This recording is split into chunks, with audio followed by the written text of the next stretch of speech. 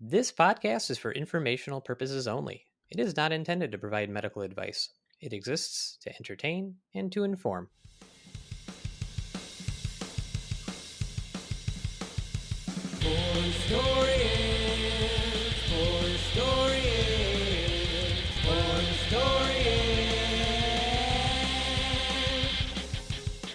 Welcome, everyone. This is Poor Historians, a podcast misadventuring into the archives of medical history and beyond. This is the show where we dissect a history of medicine topic to learn a little something about how medicine got to be the way that it is today. I'm Dr. Max, and I'm joined here by my good friends and colleagues, Dr. Aaron. What's up? I just barely got there in time. Ooh, that's close. It was touch and go, for sure. And Dr. Mike. Hello. That's very normal. Hello, I'm proud of you. And we also are joined as well by our medical history intern. Thank you so much. In fact, true fact about this person is the only person I've ever met named Alba. Hi, Alba. Oh, hi. You are the only Alba I've ever met. Is there a lot of Albas?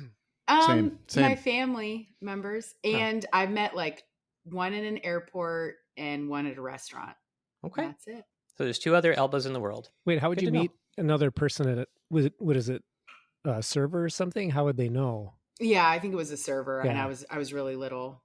Is it like Time Cop where you can't touch the person, otherwise there's like a rip in the space-time continuum and you become a giant blob? Yes, I'm surprised you knew that, Max. That secret is reserved for the other Albas of the world. Interesting fact. What about albatrosses? Any relation? No, luckily. Why is that lucky? Because albatrosses are unlucky, guys. Oh, Yeah, that's they're right. around your neck. Yeah, they're a fair. symbol They drag you of- down. Yeah. Do they? People I call thought they me were just albatross gigantic- sometimes. What does any of Birds. this have to do with medical history, though? Well, albacore tuna Mm. has And- mercury in it, and you'll get mercury poisoning if you eat nothing but tuna. So, I'm going to count then- that as a good save. Excellent. thank you. What about Tunica alba guinea, There which you is go. the covering Okay, over the it's- testicle? Oh. It's very true. We don't do this much banter. I might leave it. We'll see. All right. Well, we're going to get to our warm-up segment here in a moment, but I'd like to take a quick second to invite you, dear listener, to consider joining our fictional but fun medical house of medicine over there on patreon.com/Poor Historians Podcast, or just check out the link in the show notes. Get access to episodes early and occasional bonus episode, and converse with us and other members of the PH Pod community over there on Patreon. One of those things you can do if you like the show, want to support, and all proceeds do go back into the production of the show. Maybe someday we'd like to hire an editor, give somebody a job, so we will see if we get there. All right, enough of that. Let's give out some non-medical opinions. Before we talk about the main topic of the day, we'd like to take a few moments. We want to help out a listener in need, and we do this by going through the non-medical opinions segment.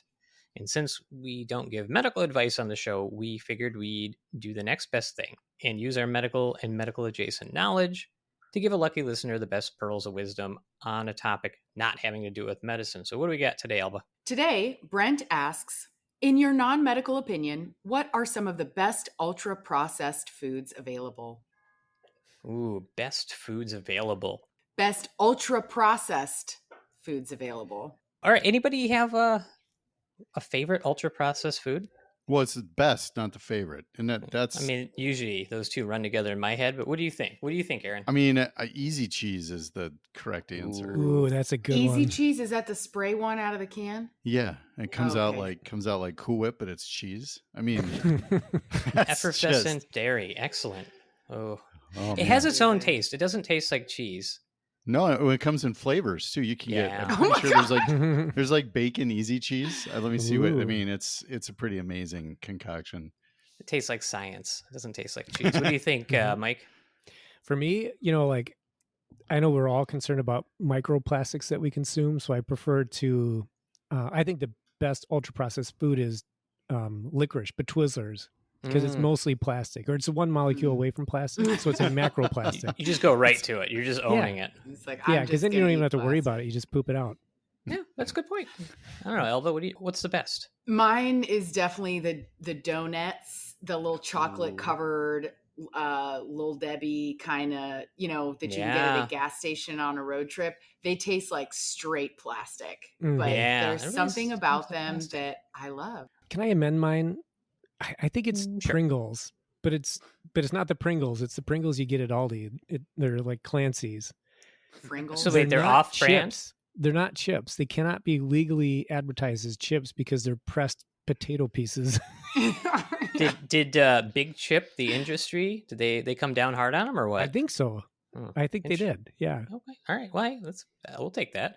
I was going to say the first thing that came to mind for me is movie theater popcorn, because it's full of the worst kind of oils and fats, and butter, or at least butter-like chemicals. And sometimes they make it like they put so much in there, it's like a savory cereal. You just got like a bucket of oil, and there's like just scattered popcorn floating in it, and you just reach in there and it's all over your hands and you eat it, and you know that you're absolutely committing a sin, but it's so good. And they give you more of it. They give you refills, and you're just like, oh. So it's pure atherosclerosis fuel, and that's kind of what I appreciate about it. So I think, Brent, among all of those choices, you have some of the best ultra processed foods available. And obviously, listener, we're not talking about best in terms of nutrition, because all of those they're not good for you. Are they? Are any We of don't those know good that. for- That's we don't that's give medical bordering on advice. medical Yeah. advice, Max. Okay. Yeah. They're probably maybe not good for you. They're good for my mood, so that's something. I guess it Mm. is kind of good for... No, don't. Okay. Anyway. We could definitely use some more listener questions for this segment. So if you have one lying around, just sitting there on the desk next to you, don't be shy. Please send it to us. Either go through our website at www.poorhistorianspod.com or look for the link in the show notes. It should get you over to the page to send them. And please do. We could use a few more. Well, I am reasonably sure that my change in medical specialty brought me to the topic I'm going to talk about today. And since I'm now training in hospice and palliative medicine, the treatments and medications my education is focused on have changed considerably. I suspect you all have heard of the opiate crisis, have you not? They can't hear you nodding. Yeah. Yes. Yeah, It's a absolutely. thing. Yeah. I haven't. Yeah, definitely a thing. Mike hasn't heard about it, but I will catch you up after the show, Mike. So it may or may not surprise you guys or the listener to know that the present social upheaval surrounding one of the most ancient medications is kind of the cycle that we've seen repeat itself in U.S. history multiple times. And as Bon Jovi once said, it's all the same, only the names have changed. Except That's your best song. Except that may be true for that, but no Bon Jovi, it isn't the same. The names haven't changed. It's not kind of what happened. It's just a song quote. And while it seems to fit this story, it really excludes a lot of the nuance and understanding about all these factors that went into what might be called the first opiate crisis in America. And a lot of people will draw parallels between this crisis and the one that we're kind of find ourselves in, but both are kind of complicated in their own way. This historic one is kind of fascinating. I don't know that everybody has heard about it. So I don't think John Bon Jovi, aka JBJ, was singing about what I'm going to be talking about, but I don't know why he popped in my head while I was writing this either. It's my bad, John. Didn't mean to bring you into this. Yeah, but maybe the time period, because it could be 1800s. Remember Young Guns? That was a song featured in Young Guns. Yeah, I Could be. never saw that movie. That's why. You What? didn't? What? I know. There's a theme here where I have not seen a lot of movies that are obviously popular and beloved by many people, and I don't have an explanation. I worked at 2 video stores in my life as well, and I think that was actually a time where I watched the fewest movies because you're just around them all the time. So you just you don't want to take your work home with you. Oh my God. Took it very seriously. Wow. Anywho, so I wanted to dive back into U.S. history to a time when social concern for opium and opium-derived medications like morphine was at an all-time high. So today's show is all about what the 19th century used to refer to as the opium eaters and the crisis surrounding them. Have you guys ever heard that term before? Yes. No. Mm-mm. Yeah. But Yeah. in like historical fiction, I think it's I don't know, remember where I heard it, but like opium dens and opium eaters it's like Victorian San Francisco is where I think of, but it probably was all over, right? And there's like you lay on your side and smoke a pipe so you don't aspirate, probably. You're kind of, your headspace is you're in the right general region in time. And yeah, so this opium eaters was a term that might sound a little devoid of empathy, but that's only because it was completely devoid of empathy. Opium eater was a term applied to somebody who developed a problem with either the recreational or medicinal use, even prescribed use of opium, or the derived medicines and substances we get from it. Mhm. So a real quick side shout out to a couple of the main articles that I used here. They included the one titled American Civil War Medical Practice, the Postbellum Opium Crisis by Gregory Land. And the other article was Inside the Story of America's 19th Century Opiate Addiction by Eric Trickey. That's out of the Smithsonian Magazine. I did use some other sources, but those were two that I kind of pulled from. So shout outs to those two writers. All right, so let's start with classic medicine. This classic medicine, opiate, way before the 19th century. And just to get a little bit of terminology out of the way, because it's confusing, and I almost guarantee that I'm going to mess it up this episode, but I'm going to kind of parse through what opium is and what some of the other stuff is. So, thing is, we've always been around opium. It's one of the oldest medical treatments, and unlike some of the other things we've talked about on the show, it kind of does work. Like some of these ancient things that people would try, some of them did work or do something, some of them didn't, but opium does stuff. It definitely works to treat the things that a lot of the ancient cultures thought it did. It's just, the problem is it comes with some strings attached, which we're obviously going to get into here. You need to refer to it as milk of the poppy if it's... Well, I was just about to talk about the milk of the poppy, so I'm going to follow your suggestion, but because I want to, not because you want me to.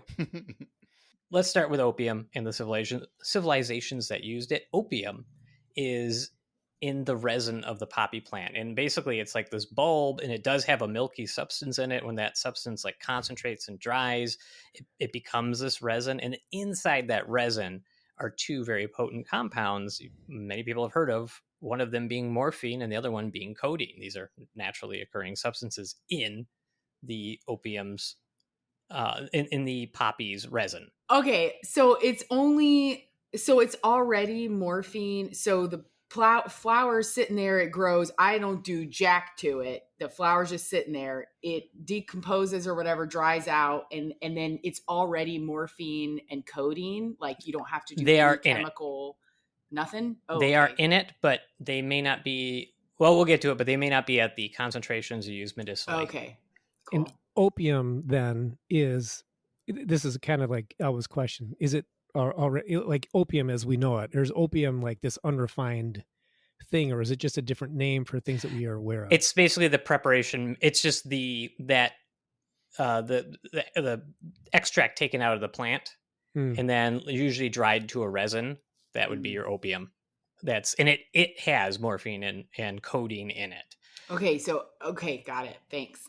Of those two substances, morphine and codeine, morphine is the more potent of the two. It's like the most strongest, the strongester of the two. I don't know which one of those is correct. The strongest. Okay, that's the correct. That's the correct term. Yeah, for sure. For what it does, and that's to kind of help treat pain and do some of these other things, which again I'll touch on. So I'm not sure who the first person who looked at poppy bulbs like oozing this milky fluid and was like, I'm going to eat that. Look at that. But they were probably in the Mediterranean region as early as 5000 BCE. Mesopotamians were cultivating opium poppies in the Fertile Crescent that we've heard so much about. When they weren't building ziggurats or coming up with cool lore like Gozer the Gozerian, the Sumerians were using opium, and they called it the joy plant. I bet they did. Yeah, it's a very apropos title. Ancient Greeks, Persians, Egyptians, Babylonians, all using or cultivating, growing, and very familiar with opium. And it was introduced to China between 400 and 1200 CE by Arabic traders. So like everybody in that region and then spreading it was familiar with opium. By the 14th century, Paracelsus had written about using laudanum, which is basically where you take opium and you put it in alcohol. So that's like an opium extract. And so opium and its derivatives have been with human civilization since really the beginning. That's a big problem. You can't mix a downer and a downer. Everybody knows this. But they did. Yeah. Well, you tell them, Aaron. Well, maybe it wasn't as strong as the ultra refined stuff is now. You're onto something. You were absolutely onto something. for Yep. sure. No, so you're absolutely correct. And so it's like the equivalent of ditchweed. I mean, Also, is Zosin one of the Sumerian gods? I feel like. ooh, that's a great name for a Sumerian god. Or Oh, Cephapeme. there's an infectious disease doctor out there losing their mind at that joke. I don't get it because I'm not a doctor. What's the joke? It's an antibiotic. Its trade name is called Okay. Zosin, and it sounds very Sumerian. Sounds anyway, metal. Cool. so a quick aside between opium itself and some of its descendant substances, because the time period we're going to talk about is going to feature some of those variants. So, okay, we said opium, it's the resin of the poppy plant.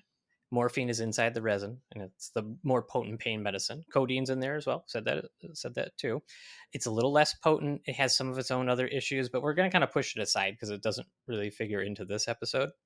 Now, let's come back to morphine. So morphine is the medication that we've kind of all heard of, and that's the extracted, purified morphine from inside the poppy resin. And it was first isolated by a German pharmacist named Friedrich Sertner between 1803 and 1805. So basically, he takes the milk of the poppy and he's like, this stuff causes all these effects. I'm going to try to find out what the substances in it are. He finds that morphine is one of the substances and then develops a process where you can take the morphine out, concentrate it, and now you have the medication we basically use today.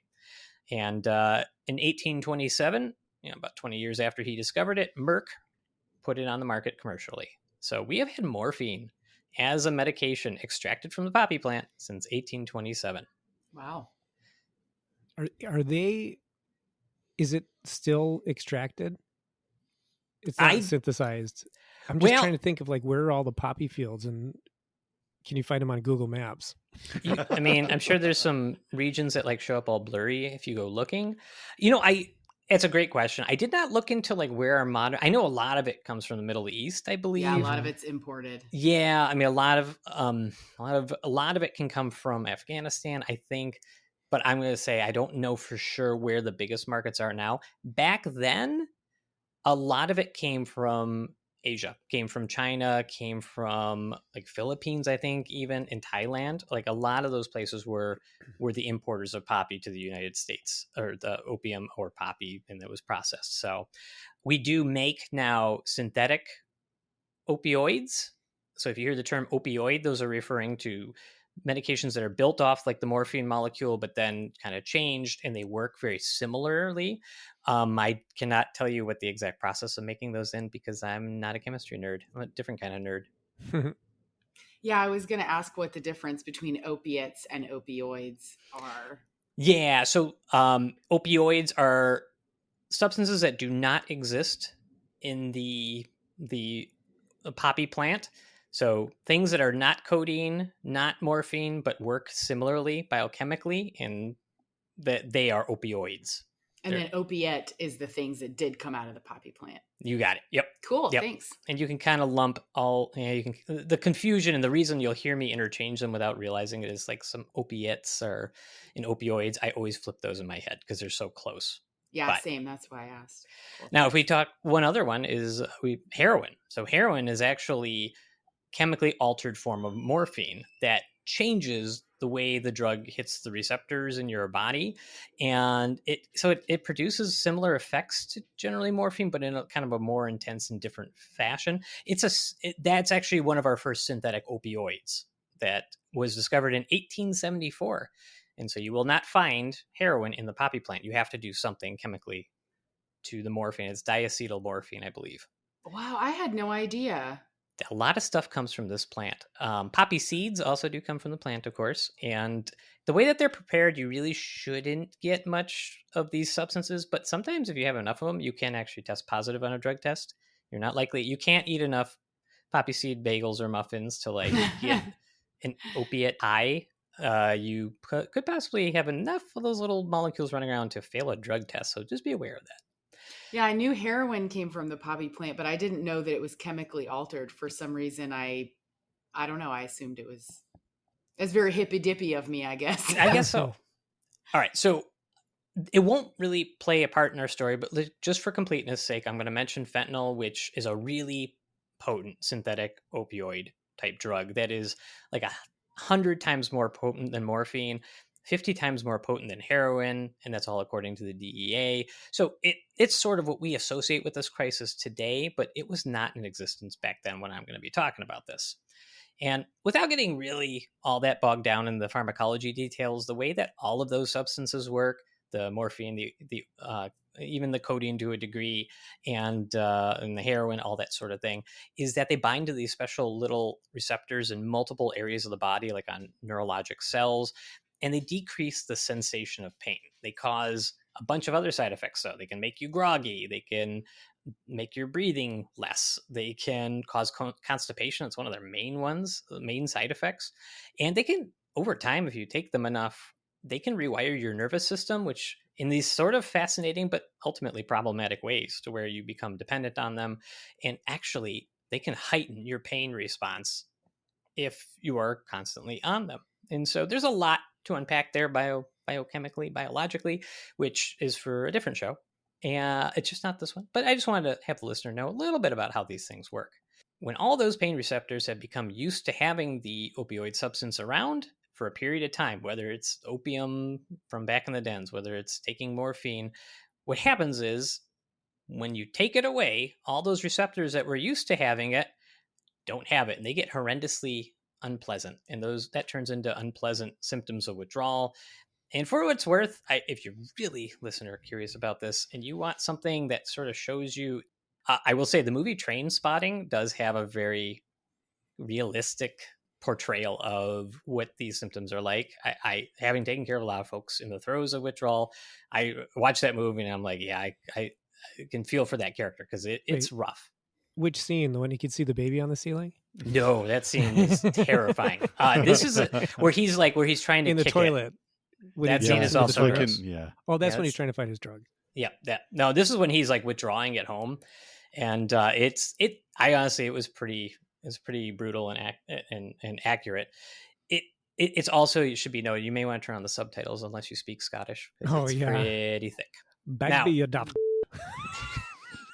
Thank you. We're gonna have to bleep that. I do. Now, with all of that pharmaco-scientological milieu in mind, let's talk about the age of the so-called opium eaters. So let's go to the early 19th century. If you Google the term opium eater, like I did when I was first researching this essay, you're going to probably come across a memoir called Confessions of an English Opium Eater.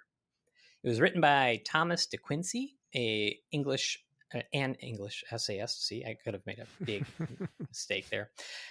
He's a literary critic. He was a theater person. He published the memoir anonymously in 1821, and it would basically go on to be his most recognized work when he did claim ownership of it later. It's about 100 pages long, and it details the author's initial struggle with his addiction. Well, initially his use of opium and his addiction to it. And he started using it because he was diagnosed with trigeminal neuralgia, which is a really painful nerve condition. It does happen today, but you get these severe shooting pains across your face. He started using opium for that in 1804. And this book comes out almost 20 years later. And it's just this very poetic kind of him walking through his mind as to what the drug does, how it makes him feel, and his addiction to it. And it's just really flowery language. It's very introspective, and it's considered to be the first drug memoir in Western literature, or it's the foundational for that text for all that stuff.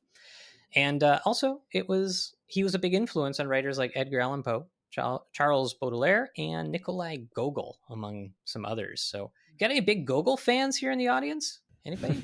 No. No. I had to. No. I thought it was neat, but that's just me. What, anyway, his name was neat, or his name is neat. Honestly, I feel like a dum-dum. I don't know who Gogol is. I don't know it's not common knowledge. I'm even an English. He's a Russian. Okay, good. I can't remember what they call it. It's a Russian, almost absurdist, Kafkaesque. Anyway. So I bring up Thomas DeQuincy because his work is a nice reflection of how complicated the relationship between opium and all these derived substances were with greater society as a whole, but also because I'm an English major nerd at heart and I can't let it go. But while Thomas was an Englishman, we're here to talk about American medical history today, where we spell anemia with 2 A's and we measure medication in freedom units. All right, opium in America. from the beginning. I like freedom units. I didn't come up with it. I heard it somewhere on the internet, so I don't know who to give credit. So we've talked about all the ancient civilizations using opium for all those medicinal properties, but here in the US, opium has been part of the fabric since the earliest days. It was a medication used to treat the sick and wounded by both the Continental and British armies during the Revolutionary War. Before he was applying to be on the $100 bill, Benjamin Franklin was using opium to treat pain from his bladder stones. And after he took second place in his duel, Alexander Hamilton was awarded laudanum as a consolation prize before dying. And so opium's been with us since our early days. This raises a question. When we start to talk about the first opiate crisis is it the war's fault? Because to understand the major inciting event that kicks off this first true opiate crisis in the United States, you have to go to a time when the U.S. was doing opposite day and being all divided. You know, like United States, the divided states. Too soon. We're talking about the American Civil War. Since this podcast focuses on medical history, I'm going to briefly summarize the Civil War for our listeners. We have a lot of listeners outside of the U.S. too. Smart. So basically, the U.S. split up into the northern states who were all like, hey, southern states, slavery isn't so cool, so like knock it off.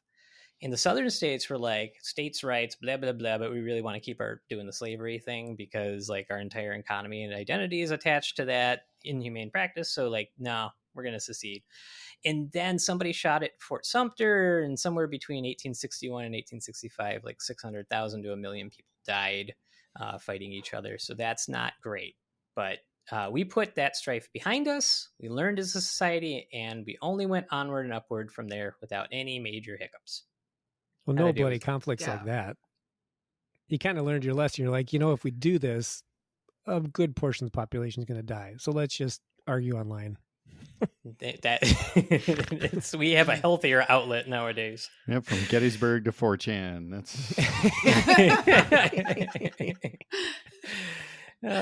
Anyway, during that war, there were approximately 250,000 injuries and 7 million illnesses, 1.6 million of which were diarrhea. And wow. I'm not saying you should picture how much diarrhea that is. I was tempted to do some sort of rough volumetric calculation as to how much diarrhea the average case of dysentery was, and then like multiply it by 1.6 billion, come up with like a comparable body of water. But I'm thinking to do that. Yeah, it's got to be like Lake Erie. No, guys, no. Honestly, Lake Erie in the 70s caught fire, so it's probably not far off. What if that's where they put all the stool from the war? Ooh, good So it's a lot of diarrhea, I think. Well, we're painting a nice word picture for the listener, and as it's been mentioned earlier, for all of its potential downsides, opium, laudanum, and morphine, all of which were used during this time, do work to treat pain from those injuries, and they actually do treat diarrhea because they do slow down your bowels. And given the state of medical knowledge of the time, pretty much anything else that might afflict a soldier could have some perceived benefit during the Civil War. So this was the go-to treatment for a lot of things way outside of those two conditions. Now, how many opiums were used? Well, the Union Army, the Northerners, were used about 10 million opium pills and 2.8 million ounces of powders and tinctures, or kind of more the laudanum. That's a lot of opiums. The Southerners, I don't know. I didn't have any article, so I don't know. I'm sure. I don't know if they had as much access to it, because I think part of the war was like controlling the ports or whatever, blah, blah, blah. Considering all these alternative treatments for diarrhea at the time were things that made you vomit, things that made more diarrhea for some reason, diuretics that just dried you out and made you pee away all of your fluids, your precious life water, and then like calomel, because they gave it to everybody and had mercury in there. Opium and opiates were like decent at alleviating a lot of the suffering. And surgeons and doctors in the military were concerned about the possibility of soldiers being dependent on it. They knew that this was a thing that happened. They just didn't really have much else. So they would write stuff in their journals that said, like, I would like to try something, but they don't have anything else. So this is what they defaulted to a lot of the time. Makes sense to me. It's hard to argue with. It's the only option you got. Yeah. The subsequent years saw a spike in opium and opiate use, not only in retired soldiers, but across vast swaths of the Civil War America. The dependence and use of opiates was rising considerably, and much of it affected the middle and upper classes. Lawyers, clergy, literary men, and even doctors, even doctors, were all faces of this addiction to opium and opiates. Aaron got up and left the show, everybody. He just got up and left. He just pieced How out. How dare you? Wait, I think that his laundry room is actually an opium den, just the way that it looks. You could lay over in that one pile. Is it weird that looks like a really comfortable room to me? It does. That's how you know what my cozy. life is like. Yeah, it's cozy. I'm like, I would hang out in there. What do you The think he green went is to a go nice do? green. Oh, he's coming back. Wow, he's coming back. And that is the history of opium in the United States. You've enjoyed this show. Oh, you're back. You were gone Dogs for were going 30 minutes. crazy. I was trying not to. I was not gone for 30 minutes. I didn't hear him bark once. Wow. That's because I muted it. Nice. Okay. So, Max, before this, could you see was there cultural opiate use or abuse beforehand? Yeah, Before the I will war? actually. I will talk about it. So it Yep. gets worse after the war, Yes, but it exists correct. before the war. Correct. It does. It does. We've talked about kind of some of the other faces of addiction, but don't forget women at the time, because women were 60% of the people who were addicted to opium by the late 1800s. And Wow. so it was popular to blame physicians at the time, especially those who served in the military, for being the reason that so much of America at this time was using opiates. But like a lot of these type of things, including our modern epidemic, it's not quite that simple. It's part of it, but it's not quite that simple.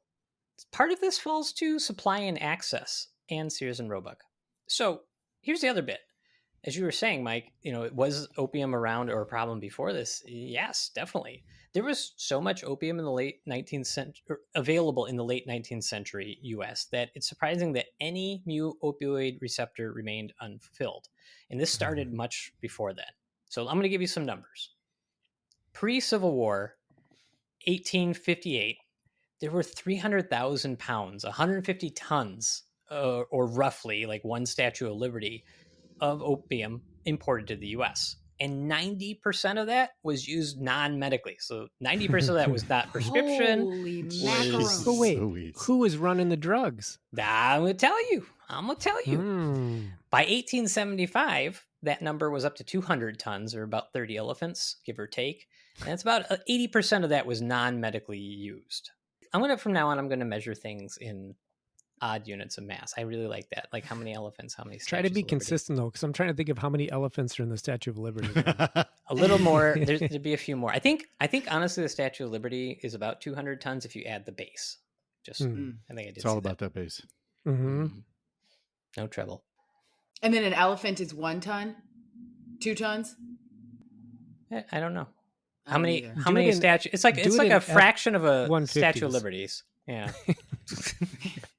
Since regulations on potentially dangerous pharmaceuticals were just not a thing at the time for some reason, there was no barrier between the average person and just like buying opium, morphine, or laudanum if you felt like it.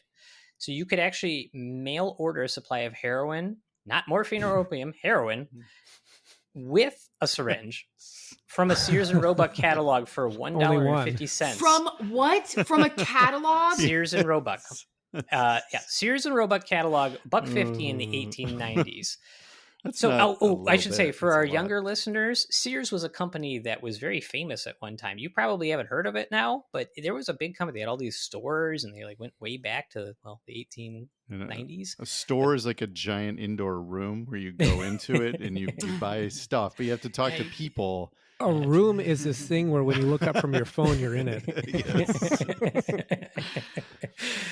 All right. But even before that, and we're talking, whether you're before, you're during, or after the Civil War, the completely unregulated free market of patent medications, the same trademark with a clever title type elixirs full of all kinds of like bad substances. Like, remember the Radithor episode about Eben Byers, where his face basically rotted off with radiation because he was taking that substance. Yep.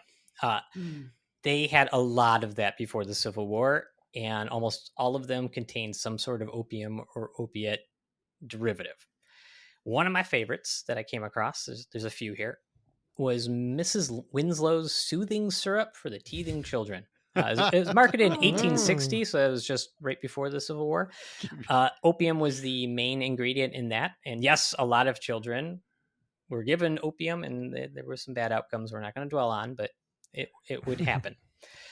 Dr. Ray Vaughan Pierce was one of the leading sellers of mail-order patent medicines. In 1867, he marketed Dr. Pierce's favorite prescription, which, quote, makes weak women strong and sick women well. It targeted nervousness, backache, headache, sleeplessness, mental anxiety, and despondency. It was mostly alcohol and opium in a tincture. And probably would treat those things, yeah. I was going to say, better, Doc. Yeah. And those were just two that I pulled, but a lot of those existed well before the Civil War. So they were all there. And here's another fun fact. Even aspirin, it contained opium in 1897. So, I mean, that is a pain reliever over the counter that would be is that why old people love taking aspirin? They're like, I want to take an aspirin because they think there's still good stuff in it. I mean, there's good stuff in it, but you know. I mean, aspirin's like it's a foundational medicine. I suspect the answer is yes, Mike. I don't know for sure, but it's probably yes. If they knew about the problems and the Civil War's coming up, why didn't they just ship all of the tons of heroin down to the South or to the North or wherever and just be like, have at it. We'll come and invade you in a year or two. You'll all be out of it. Because they didn't have outside the box thinkers like yourself. So as many patent medicines contained opium, there were others that soon came out to help treat opium addiction, because one good grift deserves another. A lot of these products would be like, I forgot to include some examples, but there was one, my favorite, they were called Puck cigarettes, and they were like cigarettes to heal your opium addiction. And they had opium in them. Well, in fact, the marketing behind them was they don't have opium in them, because everything had opium in it. So they were like, actually, these are like instead of like anti-GMO, they were like anti-opium cigarettes. They just don't. You can smoke your pure cigarettes, your healthy cigarettes in the 1890s. So many of these products, prescription or over the counter or through the mail, as it were marketed towards women. And the image that many people had for addiction to a medical or like medical adjacent use for opium formulations was that of a, quote, sick old lady. That was kind of the face of this addiction in the late 19th century. It's either that or you're picturing a Civil War veteran. So these are fairly sympathetic pictures, I would think. Now, by the late 19th century, newspapers like The Sun and the New York Times and many others were running these op-ed pieces that targeted physicians. Basically, they're saying the physicians they prescribed way too much of this during the war. That's why we have this as a big problem. I think the New York Times actually singled out the, quote, medical fraternity as the cause. And most of these were printed without actual facts and figures. Yeah, I guess the question I have, though, is that why were the physicians blamed if 90% of it was recreationally used? How would they have gotten it? Like, would the prescriber then say, here's a prescription for fun heroin, or here's a prescription for pain heroin? I believe what would happen is some of it was like, let's prescribe the route, because like this route might work better, etc. And you would take it to a pharmacist, but that same pharmacist could have the over-the-counter, like, Bob's Cure What Ail Ya sauce, and it would have it in there. So you could buy it off the shelf that way. You could order it through the catalog, like I mentioned. And what physicians were prescribing was perhaps something more like a specific tincture of laudanum, or something that had more of a, like, maybe there's more of a consistent amount in there. But it sounds like they were boogeymen. Kind of, yeah. I mean, yeah. Well, this was also medicine well before a lot of the regulation that we've kind of hit on some other episodes. So yeah, this was literally during the Wild West, and it's kind of how it was. But you actually hit on something I was going to highlight too, is that all these papers are like ranting and raving about this stuff. At the same time, they're publishing all these ads for opium containing patent medicines. So like, I don't remember when we discovered hypocrisy was a thing, but I guess it didn't happen then, because they were probably still using gaslights. Yeah. That's probably was the earliest.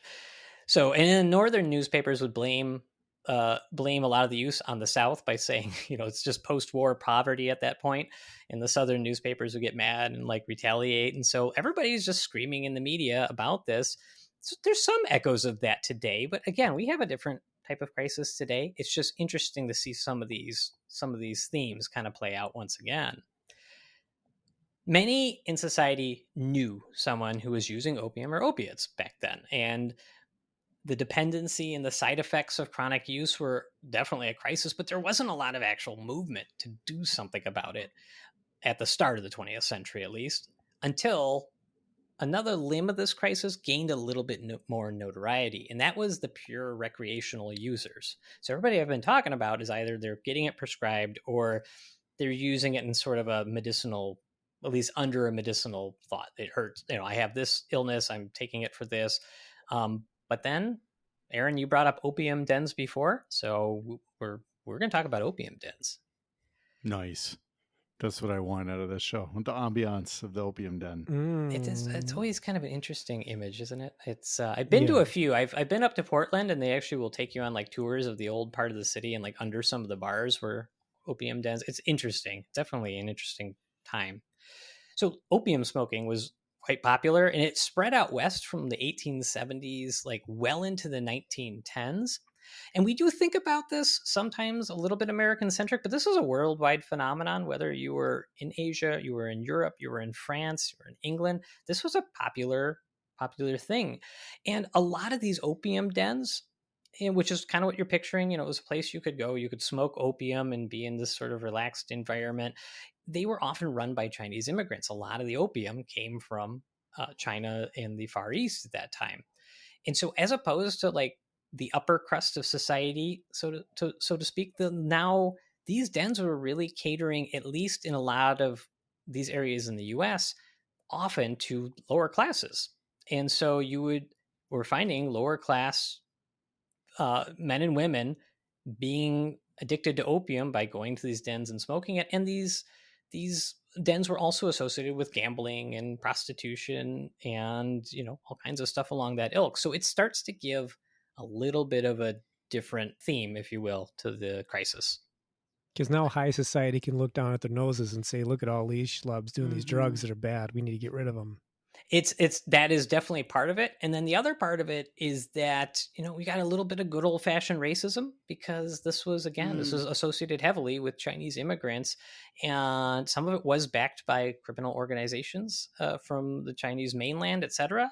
So there was some nefarious things, but these folks who helped build all of our great railroads are then associated with this practice. And a lot of those workers who moved out west are partaking, or sailors, etc. Now, a lot of people from either upper and lower society are using opium, and it's really, really widespread. Yeah, I would say any vision of an opium den from a movie that I know, I mean, you described it to a T, and it's almost always, there's an Asian person in there. They're the ones running it. You know what I'm saying? It's like, it's like it makes it feel like it wasn't an American problem. It was some other problem when we're watching these things, but clearly was an American problem. Well, and I think that was a way that perhaps people in the U.S. at that time, and even probably people thinking back on it, kind of were able to distance.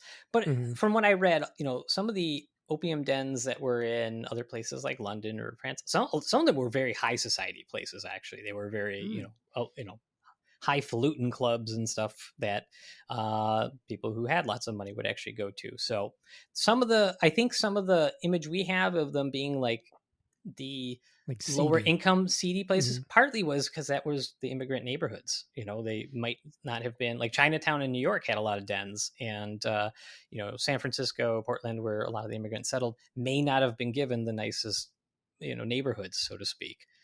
The fixes, right? So we got this crisis, we've laid it out a couple of different ways. Now everybody's affected. Now we got to try to figure out how to fix it, right?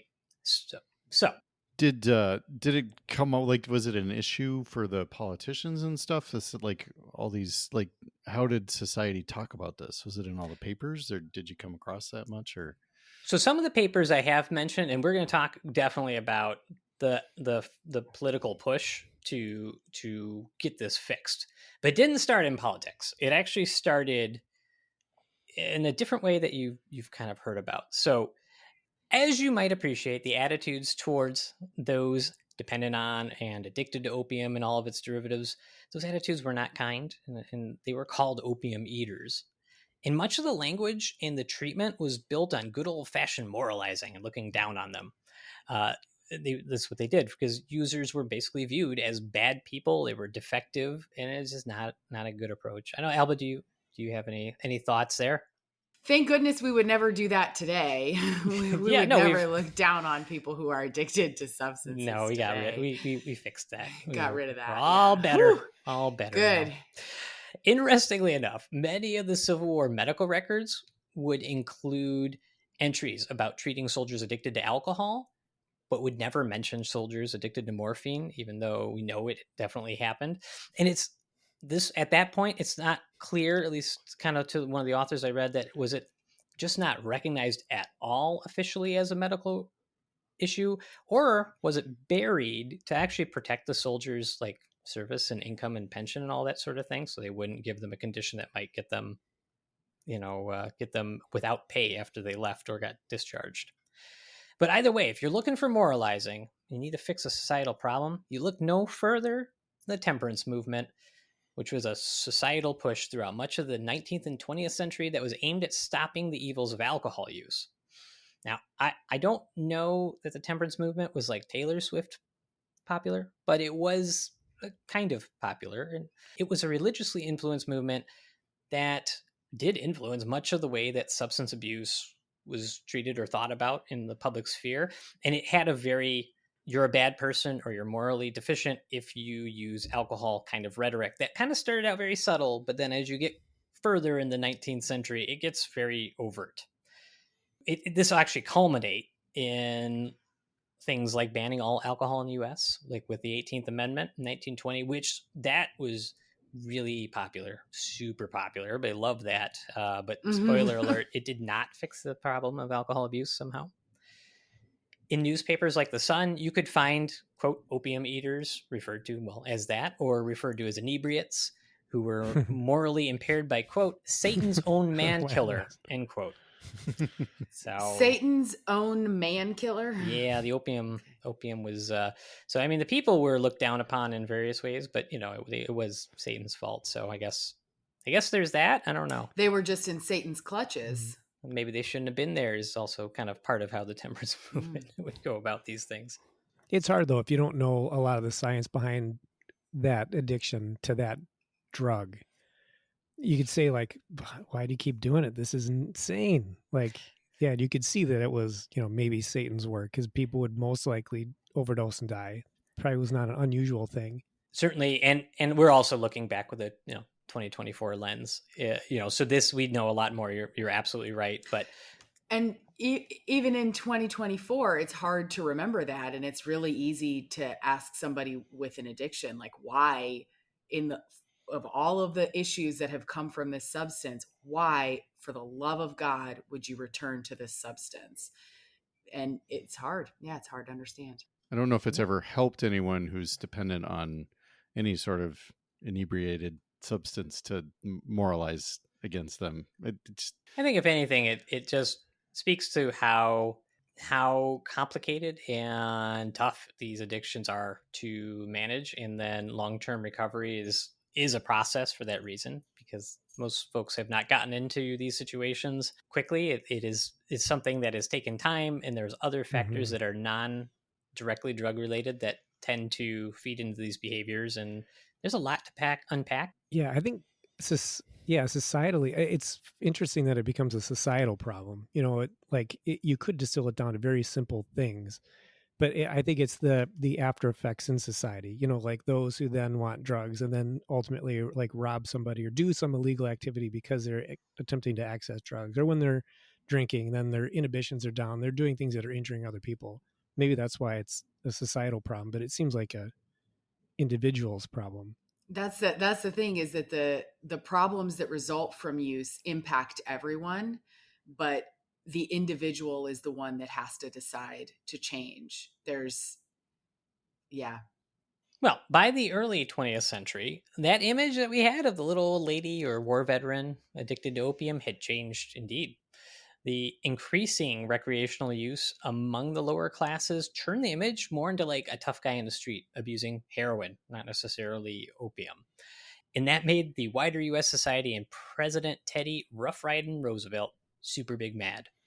So he was so mad that he called for an international opium commission that went to Shanghai to be mad in an official capacity about the problem of opium in the U.S. Much of the opium was imported from China, like I had said, and other East Asian countries. So he sent the commission over there. That delegation shows up, and again, they're upset, but they have no negotiating power since the U.S. had no regulation on imports of opium or opiates. So, like, stop profiting off the vast and open market we have over here, or else, because it makes us sad, was not an effective negotiating strategy. The opium. Yeah, it seems to me. Yeah, why would you go over there and say like we've got a problem with drugs in our country? Like, okay, why are you here? The problem's over there. Well, Are you going to stop us from importing them? No. Cool. Good talk. Bye. I mean, that was probably how the negotiation went, like word for word. I think I was reading off a transcript there in my head. Well, luckily now we have stopped people from importing them, and that went really well. We had this war, and it's been very successful, and it stopped all drugs from entering the country. So Yeah. and we fixed it. So Yeah. Totally did. It's interesting. Yeah, how can they still get in the country? How? Yeah, because we had the war on drugs. So how are drugs still here? I don't get it. No, actual question. Like, how? You know, if we were. Have you seen the cocaine boats? No, but yeah, I get that, but we know that they exist. We probably know their common entry points. Like, why not stop them? I don't know. Somebody hasn't thought of It's that a big yet. country. It's a big surface area, or I guess perimeter that people can get across. That's true. That is true. Well, we know a lot of them come in also through our ports. They come in through otherwise overtly legal appearing means, and they're hidden. So, yep, still a problem today. Mm-hmm. Now, back on the home front at this point, the U.S. government gets involved. And in 1909, a law is passed in Congress to limit the supply of imported opium. So finally, we put a regulation on it. Opium prices then immediately skyrocketed up over like 12 times their initial value. So people who were formerly using opium turned to morphine and heroin. So you traded one problem for another. Now, a few years just before that, in 1906, the Pure Food and Drug Act was passed that quashed the reign of those patent medicines. We kind of talked about it a little bit in the Evan Byers episode. And that actually did start to help a little bit. So you could not get these off over the pharmacy counter kind of elixir treatments. That started to become regulated. And then finally, the Harrison Narcotic Act of 1914 was passed. And it was directly at regulating the marketing of opiates overall, but it had this clause in there that made it illegal for doctors to prescribe opiates to an addict. So doctors didn't love that legal gray zone and basically stopped prescribing them for almost anything, because you could be arrested and or charged for giving opium to an addict, but you theoretically could prescribe it to somebody who had pain. But the line between those two is a little bit fuzzy. How do you know? Yeah. Nope. But Sorry, no opioids for everyone. Yeah. I mean, Sounds there's a lot be like no today. way. Sounds like the drug stuff today. Like Sounds with like- us, the way that we're Well, it's not criminalized though. no, Yeah, but, it's no, not that's as why it extreme. sounds like it. Yeah, no, and that's why I said earlier, like there are echoes, but it's not exactly the same. There are some themes, but they're not. There's some difference, certainly. Eventually, in 1924, that Harrison Narcotic Act actually got us another part that was added to it that made the importation of heroin illegal. And between the doctors who just would not prescribe it for fear of some sort of legal criminal response, and not importing heroin on the boats, like I just picture these like giant tankers full of like just like the salt boats, Heroin just sitting out in the water. They spilling can't come over in. it. Yep. So between those two things, opiate use plummeted. And one could basically call the early half of the 20th century the end of the first American opiate crisis. And it would take a Second World War to revive the next societal strife with opiates, but I suppose we'll leave that for some sort of future episode. In closing, though, I would like to add a note, as we did in our prior episode, and I thought was the right thing to do. Unfortunately, we find we are still in the middle of another opiate crisis. I think a lot of people have been touched by this in one way or another. Know somebody who has struggled with it. You may be out there struggling with it, and all the reasons that happens is complicated. And although there's some similarities from the past, it's different today. So we fortunately do have some better treatments out there. And if you know somebody who's struggling with addiction, whether it's opiates or other substances, I'm going to go ahead and include some of those resources in the show notes as well. It's one of those things. Always consider trying to get help. I think you can get Narcan too, relatively easily, and it'd be a good thing to carry around in a variety of situations. Yeah, it's pretty easy to get the education and everything like that. Spray in somebody's nose. Harm reduction. Yeah. I think that about does it. So, Alba, since you are the medical history intern of this medical history podcast, who has a dog with the most 19th century sounding name on this show, what do you think? Knees. What do you think Ebenezer thought was the most interesting take home from today's episode? Ebenezer, what do you think? Did we talk about treats at all? He loves the ladies. And he loves all people, but he was surprised to hear that women were made up the majority of opiate users in the 19th century. And one of the things I didn't touch on it then was that a lot of those patent medicines were marketed for dysmenorrhea, painful menstrual cycles, and like depression, which women would often be labeled with, or hysteria, quote unquote, nervousness, which were more likely to be diagnoses given to women back then. And so they were often prescribed more of these things because of that. And, that's just kind of how it played out. Well, once that uterus starts to wander, it just really plays havoc. Where'd it go? Well, with that, we appreciate everyone listening, and we'd love to hear from all of you out there. If you'd like to check out our merchandise or provide feedback, we can be reached through our website, www.horrorhistorianspod.com. There you can send us messages and find links to our social media sites. We do work to respond to all those posts on those accounts.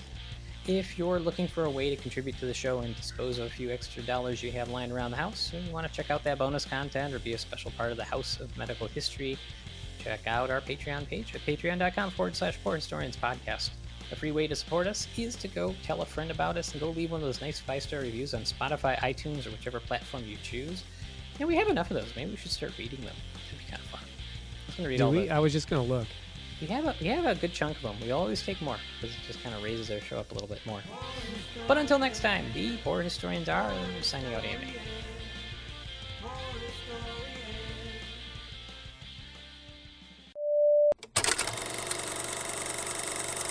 What was that, Aaron? I don't know. It was Ebenezer.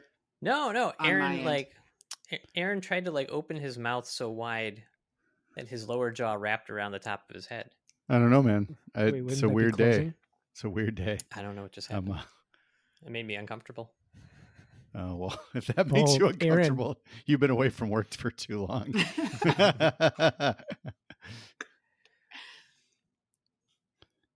I just had somebody ring my doorbell, so you guys, well, hold on.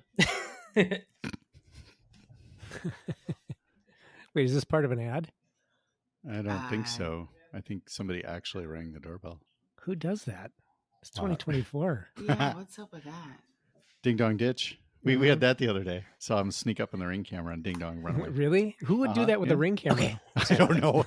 Children. Hi, you already see me. I'm gonna drink every time. I'm gonna drink every time Mike makes a joke about testicles. Ooh. Or you're gonna be drunk tonight. I'm just gonna go with testicles because I think it's a lot. You mentioned testicles a lot. Challenge accepted. How much liquor do you have? Euphemisms I for just testicles. opened this daisy cutter. So. Okay. What's a daisy cutter? What is that? It's It's from IPA, Half I think. Acre. It's Farmhouse a or an IPA?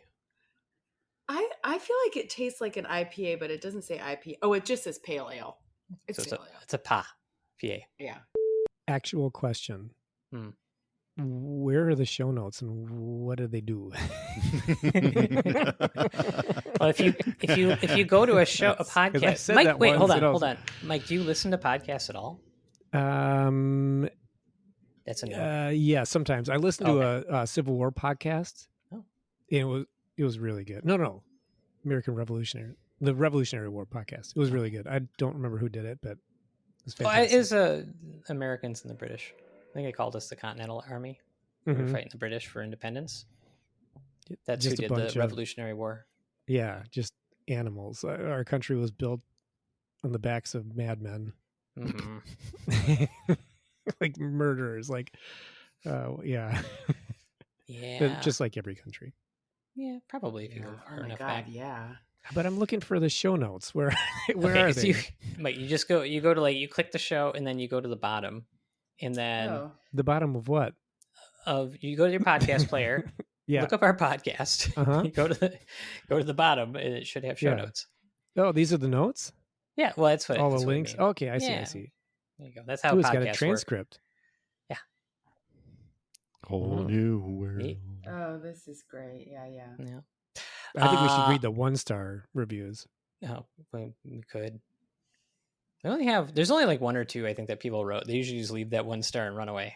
No, I will not stand by my opinion.